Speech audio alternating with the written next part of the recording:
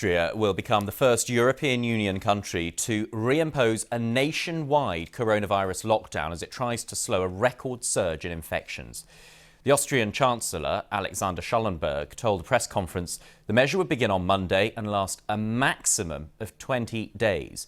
He also announced Austria would make it a legal requirement to get vaccinated from February next year. Well, our health correspondent, Naomi Grimley, is with me. It was just a few days ago that Austria introduced a partial lockdown for those who are unvaccinated. This goes even further. It does indeed. I think that was partly because that was seen as unsustainable.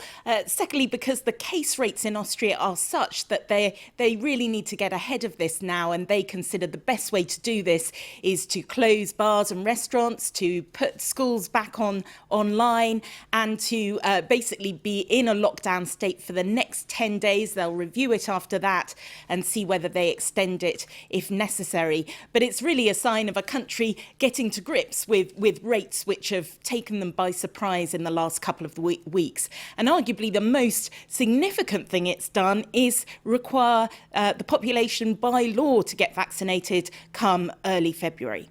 And is that unprecedented? Have any other countries gone that far? Because I know there are mandates, say in the US, for certain sectors like healthcare workers and so on. Has any country gone as far as that, making it mandatory for everyone to have a vaccine? Not in the Western world, but there are a handful of countries that have done it globally. Indonesia is one, Turkmenistan is another. But it's tended to be something that national governments don't really want to do, obviously because it is the kind of thing which would have civil liberties campaigners worried and possibly, cause public unrest. You mentioned the high rates of cases in Austria. Of course, we look across the water, we look at what's going on the continent and wonder how it compares with the situation here in the UK. How does it compare? Well, I think we've got a graph which shows you exactly what is happening in Austria at the moment. Look at that red line. It's gone into what the scientists call exponential growth. Now, that's a much worse position at the moment than the UK, but the UK has had really high rates all through the summer and autumn, which has obviously been quite controversial. Also, you can see other countries tracking Austria. So the Netherlands, which has got good vaccination rates, better than Austria, incidentally, is also on that steep curve. I should just mention that when it comes to Austria's vaccination rate, 67% of the population is fully vaccinated.